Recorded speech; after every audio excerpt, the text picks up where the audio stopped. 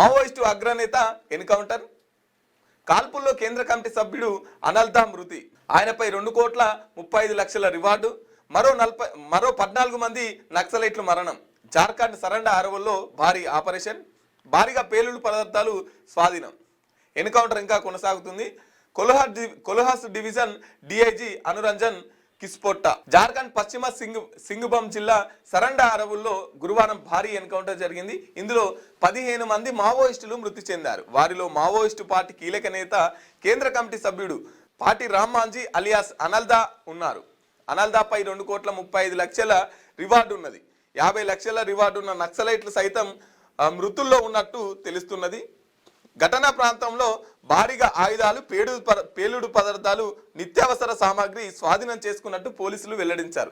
దట్టమైన సరండ అడవుల్లో ఈ ఎన్కౌంటర్ చోటు చేసుకోవడం కొందరు నక్సలైట్ల ఎన్కౌంటర్ నుంచి తప్పించుకోగలిగారు. వారి కోసం గాలింపు కొనసాగుతున్నదని తెలిపారు. జార్ఖండ్ సరండ కొల్హాన్ ఏరియాలో మావోయిస్టులకు కలుసుకోట వంటివి. రాష్ట్రంలో ఇతర ప్రాంతాలన్నింటిలో మావోయిస్టు ఉనికి దాదాపు కనుమరుగైందని పోలీసులు భావిస్తున్నారు.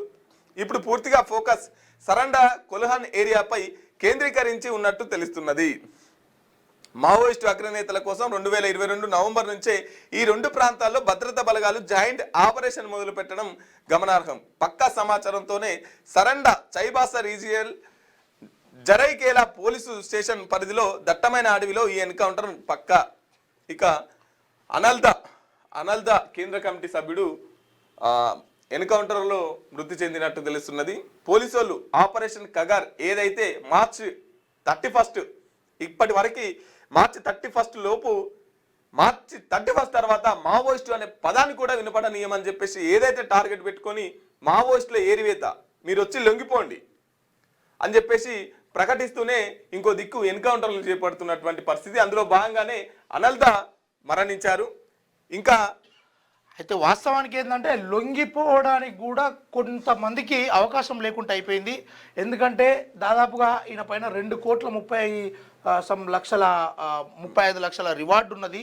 ఇలాంటి వాళ్ళు చాలా ఆపరేషన్లలో పార్టిసిపేట్ చేసి ఉంటారు కాబట్టి ఎట్టి పరిస్థితుల్లో వీళ్ళు లొంగిపోవడానికి వచ్చినా గదే ఎన్కౌంటర్ చేస్తారు. మళ్ళీ ఏమన్నా అంటే ఎదురు కాల్పుల్లో మరణించారు ఈ కార్యక్రమం అంతా. ఎందుకంటే హిడ్మార్ట్ చూసినాము, లేకపోతే ఈయనది కావచ్చు, ఇంకా చాలామంది ఇప్పటికీ కేంద్ర కమిటీలలో దాదాపుగా 25-30-35 సంవత్సరాలకు పైబడి పనిచేసినటువంటి వాళ్ళను ఎన్కౌంటర్ చేసిన తర్వాత వాళ్ళు ఎదురు కాల్పుల్లో మరణించారు అని చెప్తారు.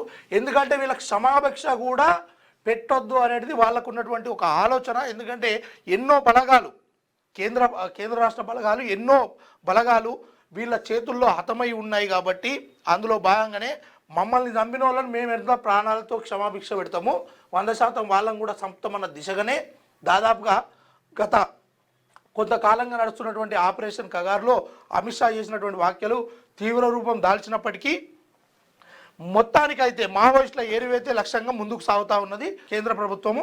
క్యూన్యూస్ పేరు చెప్పి ఎవరైనా వసూళ్లకు, అక్రమాలకు, బెదిరింపులకు గురి చేసిన క్యూన్యూస్కి సమాచారం ఇవ్వండి.